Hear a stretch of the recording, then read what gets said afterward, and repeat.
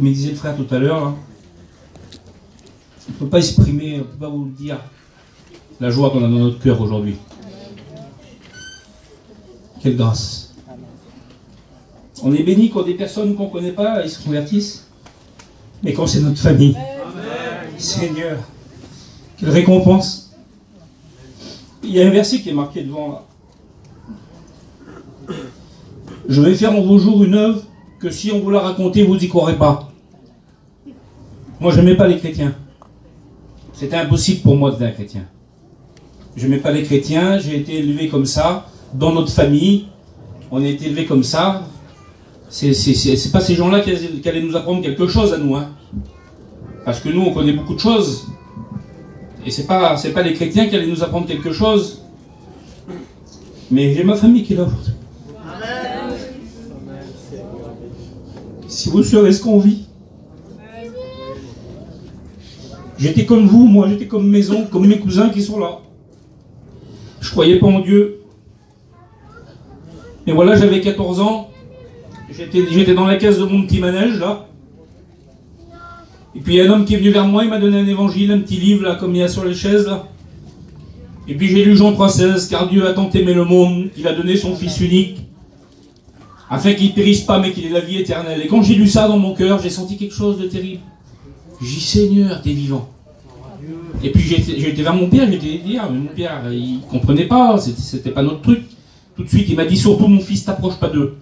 Ne va pas dans les réunions, n'y va pas. C'est un bourrage de crâne. Faut pas y aller. Et moi, ce que j'ai fait, j'ai écouté mon père. Mais des fois, il ne faut pas toujours écouter son père. Parce que quelques temps après, j'ai commencé à fumer. J'ai commencé à boire. À ma honte, je le dis, j'ai commencé à me droguer. Puis j'ai fait ma vie de jeune garçon. Puis j'ai rencontré ma femme. Je suis tombé vers des gens, les mêmes gens que vers nous, une merveille. Puis j'ai commencé à travailler. J'ai commencé à faire mes affaires. Et puis j'étais un garçon qui n'avait pas de limite.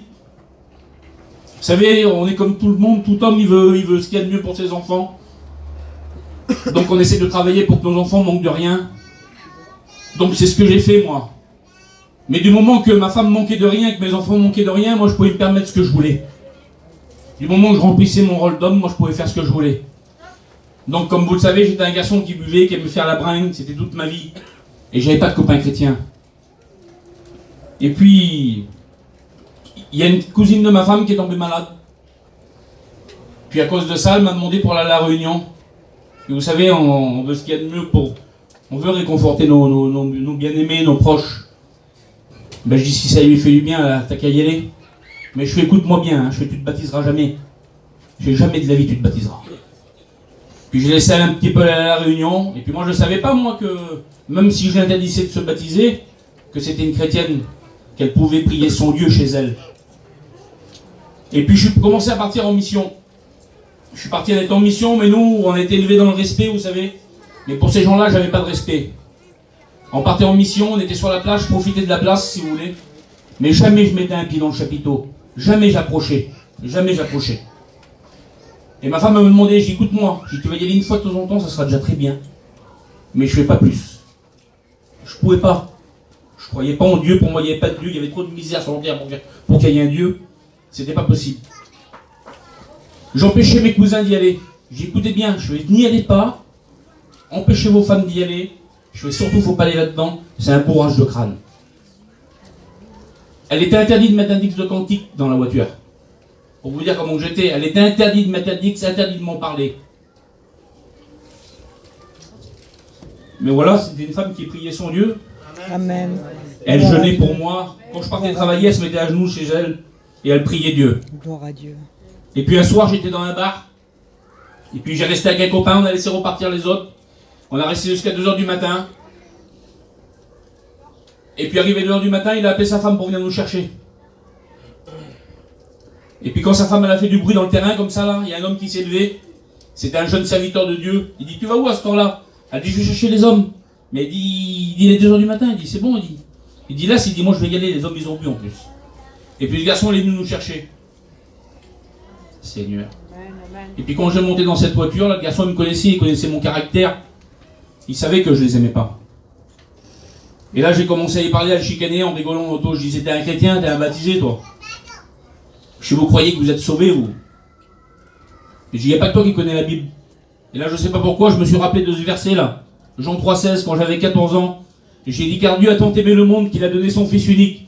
Et là, j'ai ressenti une présence sur moi. J'ai ressenti l'amour de Dieu. Ça m'a vexé, j'ai baissé la tête, j'ai vite sorti de la voiture, là, puis je me suis retrouvé vers moi dans mon lit. Et puis quand j'étais dans mon lit, là, c'est revenu 10 fois plus fort sur moi. Et le Seigneur, il me parlait, il me disait, lève-toi, lève-toi. Va voir ton beau-frère, va lui dire que je suis vivant et que je l'aime. C'était pas du tout mon truc, moi, je connaissais rien du tout. Mais je savais à un moment-là que c'était Dieu qui me parlait dans mon cœur. Pendant 10 minutes, j'ai lutté avec le Seigneur dans mon lit. Le Seigneur disait, lève-toi, lève-toi. Vas-y, va lui dire que je suis vivant. Et là, j'ai été obligé de sortir du camping. Lui, tout qui est à 2h du matin. Il a cru qu'il s'avait passé quelque chose de terrible. Lui, qu'est-ce qu'il y a eu? Qu'est-ce qu'il y a eu? J'ai rien du tout. J'ai dit, le Seigneur, il m'a dit de te dire qu'il était vivant et qu'il t'aimait. Et puis, je suis reparti. Et le lendemain, vous savez, Dieu existe. Mais l'ennemi de notre âme aussi, il existe. Et lui, il veut pas qu'on s'approche de Dieu. C'est son travail à lui de nous empêcher de s'approcher de Dieu. Et puis, j'étais dans mon auto le matin pour partir travailler. Et puis là, le doute est venu. Et puis, ça me disait, mais t'as trop bu, tu t'es fait un machin de fou dans la tête. Ben, je dis oui, peut-être, mais je connaissais tout par cœur et j'étais pas rentré assez tard et je me rappelais de tout. Mais je dis comment que ça se fait qu'il m'arrivait ça? Et puis là, je sais pas pourquoi, pour la première fois, j'ai pris un Dixdel, je l'ai mis dans l'auto là. Et dès que le cantique il a commencé, la présence de Dieu est revenue sur moi. Et là, ça m'a dit, tu vois, c'est pas ton alcool, c'est moi qui te bénis. Seigneur, je méritais rien du tout, moi. Je méritais rien. Mais je dis, quitter, qu'est-ce que tu veux? Qu'est-ce qu'il faut faire? Qu'est-ce qui se passe? J'avais des projets dans la vie, moi. J'avais ma vie, tout était fait, j'avais des projets.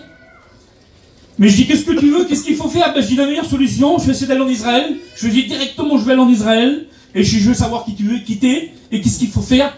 Parce que je comprenais plus rien. Et puis là, j'ai appelé les garçons qui s'occupent du voyage en Israël. Puis je suis arrivé avec eux dans le bus, là. Comprenez-le, moi, c'était pas ma vie, moi. Ça tapait dans les mains, ça chantait des cantiques. C'était vraiment compliqué pour moi. Et puis quand on arrivait sur un lieu, là, dans un endroit, là, les gens, quand je parlais sur eux, là, ils ouvraient ça. Ils ouvraient la parole de Dieu. Et quand ils lisaient ce qu'il y avait écrit là-dedans, ça rentrait dans mon cœur. On aurait dit des flèches, ça rentrait dans mon cœur. C'était d'une puissance, je peux même pas vous expliquer. Et dès qu'ils commençaient à prier, je m'éloignais, je m'en allais loin. Je voulais pas rester avec eux. Et dès qu'on arrivait dans un autre lieu, là, ils reprenaient les hommes que je parlais sur eux, là, ils reprenaient la parole, ils relisaient. Et là, ça rentrait dans mon cœur. Et au milieu du voyage, là, j'ai vu que les gens de mon peuple, ceux que j'ai toujours parlé sur eux, là, eh ben, ils étaient dans la vérité, parce que ce qu'ils faisaient, c'était marqué dans la Bible. Je suis rentré chez moi, j'allais pas à la réunion, mais je lisais la Bible en cachette de ma femme. Je me cachais chez moi, et je lisais la parole de Dieu. Et ça rentrait dans mon cœur, jusqu'au moment que j'ai eu le désir d'aller à la réunion. Et là, j'ai commencé à aller à la réunion, je m'asseyais dans un petit coin, j'écoutais la parole. Si vous sauriez ce que ça faisait dans mon cœur, c'était un truc terrible, ça comblait tout, ça remplissait tout. Tout ce que j'étais obligé de faire avant, là, de boire, de fumer, de faire des conneries pour pouvoir combler ce que j'avais dans mon cœur, là, ça rentrait, j'avais plus besoin de faire tout ça. Alors ce que j'ai fait, j'ai donné mon cœur à Dieu. Mais le lendemain que j'ai donné mon cœur à Dieu, j'étais dans un magasin, et puis, comme je vous dis, l'ennemi ne veut pas, lui. Et là, ça me disait, tu peux pas être un chrétien, comment tu vas faire? Tes affaires, ton travail, tu pourras plus mentir, tu pourras plus faire ci, tu pourras plus te rendre compte de tes copains, c'est toute ta vie. Et puis t'as pas de copains chrétiens, toi. Et regarde l'âge que t'as, c'est fini pour toi. Je disais, Seigneur, je dis, c'est vrai, j'y arriverai pas. Oui, mais ce qui est impossible à l'homme est possible à Dieu. J'ai écouté les chrétiens ce qu'ils disaient. Fais une expérience avec Dieu. Alors j'ai mis Dieu à l'épreuve. Parce que dans la Bible, il dit, mettez-moi de sorte à l'épreuve. Donc j'ai mis Dieu à l'épreuve, j'ai dit, Seigneur, j'ai dit, voilà. Je voudrais que tu m'envoies quelqu'un vers moi, je voudrais un chrétien, comme c'est marqué dans la parole de Dieu. Je voudrais que tu m'envoies à moi, mais je voudrais pas quelqu'un de mon peuple. Je voudrais que tu m'envoies un gadjo vers moi. Je fais un gadjo, un chrétien, comme c'est marqué dans la Bible. Mais je fais pas comme moi je veux. Je fais quoi quand toi tu voudras me le donner. Et puis j'étais vers moi, le lendemain j'étais assis à la caisse de mon magasin. Et puis je repensais à cette prière que j'avais fait à Dieu. Je disais, Seigneur, comment qu'il va être ce moment-là, quand ce monsieur il va venir là et qu'il va me dire un mot de toi. J'étais persuadé dans mon cœur que le Seigneur allait me le donner. Et puis j'avais quelques clients dans ce magasin là. Et puis il y a un monsieur qui s'est approché de la caisse. Et juste avant de venir à m'apporter là, le Seigneur dans mon cœur, il me dit, c'est lui qui va te le dire. Je dis, Seigneur, je dis, c'est pas possible. Donc j'attendais qu'il me dise un mot de Dieu, mais lui il me parlait pas de Dieu. Il me parlait de la marchandise là, la poterie là-bas, la statue là-bas. Je disais, c'est moi qui m'ai fait une idée dans ma tête. Et puis au bout d'un moment, vous savez ce qu'il a fait? Il a pris ma main, il me dit sois béni. Il dit j'ai une Bible pour toi dans ma voiture. J'étais un chrétien, il dit oui, il dit je suis un chrétien, je suis un messager de Dieu. J'ai dit Seigneur, je dis c'est pas possible. Je suis vite parti vers moi, j'ai demandé à ma femme à quelle heure c'était que ça ouvrait la réunion. Elle me dit t'es fou, elle dit c'est pas maintenant, elle dit c'est dans 1 heure. Je suis parti quand même, j'attendais que ça ouvre. Je me suis assis dans un petit coin. Et puis j'ai réécouté la parole de Dieu. Et puis là il y a eu une prophétie. Vous savez, dans la Bible, il y a des prophéties. Il y a des dons spirituels. Il y a le baptême du Saint-Esprit. Et puis là, la prophétie, c'était aujourd'hui, j'ai envoyé mon messager chez toi. Amen. Je croyais être heureux. Parce qu'on avait un petit peu de bien. Seigneur, quel malheureux que j'étais. Aujourd'hui, ma vie, elle a été transformée. J'ai été délivré de l'alcool. J'ai été délivré de tout ce que je faisais. Je marchais dans un sens, j'ai marché dans un autre sens. Le Seigneur a changé mon cœur de pierre, m'a donné un cœur de chair. Amen. Un cœur pour aimer. Il m'a tout donné. Ce qu'on fait aujourd'hui, là, Seigneur. Vous voyez, il y a des garçons, là, ils ont fait des tonnes de kilomètres, là. Ils n'ont rien gagné. Ils n'ont pas gagné 1 euro, ça leur a coûté des sous pour venir. Seigneur, pourquoi? Mais pourquoi on fait ça? Mon oncle, tout à l'heure, il me disait, mais mon fils, t'as fait 500 kilomètres. Mais je dis, mon oncle, je fais 2000 kilomètres pour aller dans les pays de l'Est. Pour dire aux autres, aux étrangers, que le Seigneur, il est vivant. J'ai alors pour moi aujourd'hui que c'est ma famille, là. C'est une joie dans mon cœur. Je vous le dis en vérité. Vous pouvez tout contrôler dans la parole de Dieu. Faites une expérience avec Dieu. Faites-la, demandez-lui chez vous, dans votre maison. Demandez-lui, ouvrez-lui votre cœur et vous allez voir le Seigneur pour vous, qu'est-ce qu'il va faire. Amen. Que Dieu vous bénisse. Amen.